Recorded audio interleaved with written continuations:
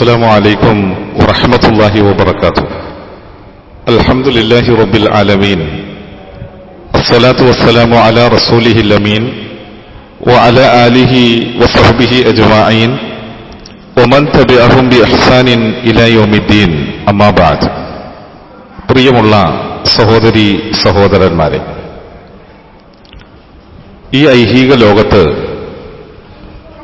ഉഷ്ണവും ചൂടുമെല്ലാം കാരണമായി ഏറെ നാം പ്രയാസപ്പെടുമ്പോൾ, ഈ ലോകത്തെ ചൂടിനേക്കാൾ ഇവിടെയുള്ള തീയേക്കാൾ എത്രയോ ഇരട്ടി ഉഷ്ണമേറിയ അഗ്നിയാണ് നരകത്തിന്റെ തീയെന്ന് ഓർമ്മിക്കുവാനുള്ള ഒരു അവസരം കൂടിയാണ് യഥാർത്ഥത്തിൽ നമ്മളുടെ ജീവിതത്തിൽ കടന്നു വന്നിട്ടുള്ളത്. ഈ ഭൂമിയിൽ ഏറ്റവും കഠിനമായ ചൂട് നാം അനുഭവിക്കുമ്പോൾ നരകത്തിലെ തീയെക്കുറിച്ച് നമുക്ക് കൃത്യമായ നിലയിലുള്ള ഓർമ്മ ഉണ്ടാക്കിയെടുക്കാൻ കഴിയേണ്ടതുണ്ട്. കാരണം മഹാനായ അബൂ ഹുറൈറ റളിയല്ലാഹു തആല അൻഹുവിൽ നിന്ന് റസൂലുള്ളാഹി സ്വല്ലല്ലാഹു അലൈഹി വസല്ലമ തങ്ങൾ നമ്മെ പഠിപ്പിക്കുന്ന ഒരു തിരുവചനത്തിൽ അല്ലാഹുവിന്റെ റസൂൽ ഒരിക്കൽ ഇപ്രകാരം പറയുകയുണ്ടായി: നാറുക്കും ഹാദിഹില്ലത്തി യൂഖിദു ഇബ്നു ആദമ ജുസ്ഉം മിൻ 70 ജുസ്അൻ മിൻ ഹദ്ദി ജഹന്നം.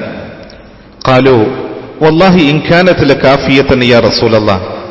ഖാല ഫഇന്നഹാ ഫുളിലത് അലൈഹാ ബി69 ജുസ്അൻ കുല്ലുഹാ മിസ്ലു ഹദിഹാ.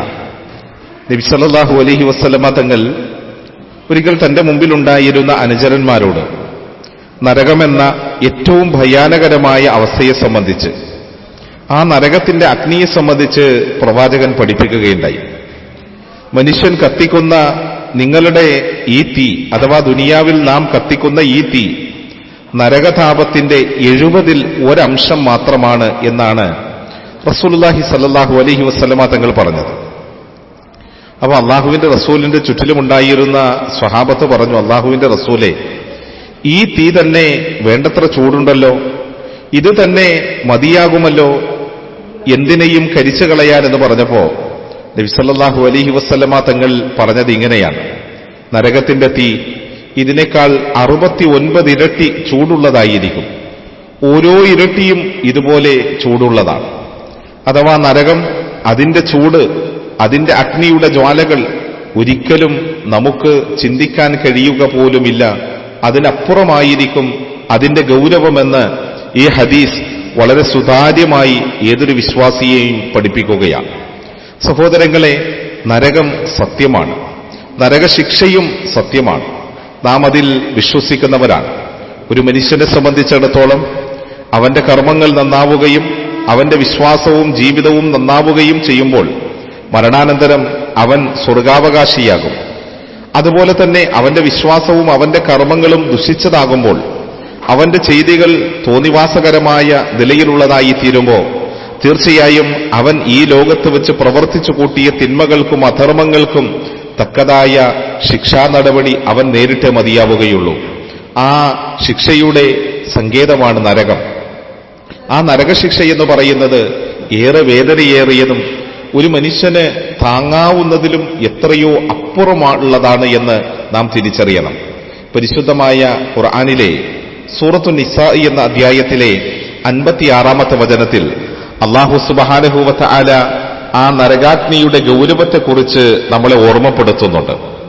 പ്രസ്തുത വചനത്തിൽ നമ്മൾക്ക് ഇങ്ങനെ കാണുവാൻ സാധിക്കും: ഇന്നല്ലദീന കഫറൂ ബിആയാതിനാ സൗഫ നുസ്ലീഹിം നാറാ കുല്ലമാ നളജത് ജുലൂദുഹും ബദ്ദൽനാഹും ജുലൂദൻ ഗൈറഹാ ലിയദൂഖുൽ അദാബ് ഇന്നല്ലാഹ കാന അസീസൻ ഹകീമ. അല്ലാഹു സുബ്ഹാനഹു വ തആല പറയുകയാണ്: തീർച്ചയായും സത്യനിഷേധികൾ, നമ്മുടെ ആയത്തുകൾ നിഷേധിച്ചുകൊണ്ട് ജീവിക്കുന്നതായ ആളുകൾ വഴിയെ അവർ നരകത്തിന്റെ തീജ്വാലയിൽ കടന്നെരിയും. അങ്ങനെ ആ തീജ്വാലയിൽ അവർ കത്തിയമരുമ്പോഴെല്ലാം അവരുടെ തൊലികൾ വെന്തുപോവുകയും പിന്നീട് അവർക്ക് പകരം തൊലികൾ നൽകുകയും ചെയ്യും. ആ നിലയിൽ അവർ അള്ളാഹുവിന്റെ അദാബുകൾക്ക് വിധേയമായി തീരുമെന്ന് ഖുർആൻ ഉണർത്തുകയാണ്. അഥവാ ഒരിക്കലും ഇല്ലാതായിത്തീരുകയില്ല നരകത്തിന്റെ ശിക്ഷ. അനുഭവിക്കും തോറും അത് വീണ്ടും വീണ്ടും വർദ്ധിതമായ അവസ്ഥയിൽ നമ്മളുടെ ജീവിതത്തിൽ നിലനിൽക്കുന്ന ഒരു സാഹചര്യമാണ് നരകശിക്ഷയിലൂടെ ഉണ്ടായിത്തീരുന്നത് എന്ന് പരിശുദ്ധമായ ഖുർആൻ ഉണർത്തുകയാണ്. അത് മാത്രവുമല്ല, നമ്മളുടെ ശരീരത്തിന്റെ തൊലികൾ അത് കത്തിനശിക്കുമ്പോൾ വീണ്ടും തൊലികൾ നൽകപ്പെടുകയും വീണ്ടും അത് കത്തിക്കപ്പെടുകയും ആ നിലയിൽ ഏറ്റവും വലിയ അദാബിന്, ഏറ്റവും വലിയ ശിക്ഷകൾക്ക് നരകത്തിൽ വിധേയമായി തീരുകയും ചെയ്യുമെന്നുള്ളതാണ് ഖുർആനിലെ ഈ വചനം നമ്മൾക്ക് മനസ്സിലാക്കി തരുന്നത്. ഒരിക്കൽ മഹാനായ ഉമർ ബിൻ അബ്ദുൽ അസീസ് റഹ്മത്തുള്ളാഹി അലൈഹി അദ്ദേഹത്തിന്റെ ഒരു സഞ്ചാരത്തിന്റെ ഇടയിൽ ചൂട് കാരണം കുറെ ആളുകൾ തണല് കിട്ടുന്ന ഒരു ഭാഗത്തേക്ക് ഇങ്ങനെ മാറി നിൽക്കുന്നതായി അദ്ദേഹം കാണുകയുണ്ടായി. അപ്പൊ അദ്ദേഹം കരഞ്ഞുകൊണ്ട് ഇങ്ങനെ പറഞ്ഞു. അദ്ദേഹം പറഞ്ഞത് ഇങ്ങനെയായിരുന്നു: ഈ ചെറിയ ചൂട് പോലും, ഈ ദുനിയാവിലെ ചെറിയ താപം പോലും താങ്ങാൻ കഴിയാതെ മനുഷ്യൻ തളർന്നു വീഴുകയും തണലുകൾ തേടി പരക്കം പായുകയും ഉഷ്ണം സഹിക്കാൻ കഴിയാതെ പ്രയാസപ്പെടുകയും ചെയ്യുന്നുണ്ട് എങ്കിൽ നരകത്തിന്റെ തീ, നരകത്തിന്റെ ചൂട് എത്രത്തോളം ഗൗരവതരമായതായിരിക്കും, എപ്രകാരമായിരിക്കും എന്ന് ചിന്തിച്ചുകൊണ്ടാണ് മഹാനായ ഉമർ ബിൻ അബ്ദുൽ അസീസ് റഹ്മത്തുള്ളാഹി അലൈഹി ഇവിടെ പൊട്ടിക്കരയുന്നത് എന്ന് ചരിത്രത്തിൽ നിന്ന് നമ്മൾക്ക് വായിക്കാൻ സാധിക്കുകയാണ്. തീർച്ചയായും നാം ഇന്ന് അനുഭവിച്ചുകൊണ്ടിരിക്കുന്ന ഈ കഠിനമായ താപത്തിലും ഈ ചൂടിലുമൊക്കെ നാം ഏറെ പ്രയാസപ്പെടുന്നവരാണെങ്കിൽ ഒരു വിശ്വാസിയെ സംബന്ധിച്ചിടത്തോളം തീർച്ചയായും അവന്റെ മനസ്സിൽ ചില ചിന്തകൾ ഈ ചൂടും ഈ ഉഷ്ണവുമൊക്കെ ഉണ്ടാക്കി തീർക്കേണ്ടതുണ്ട്.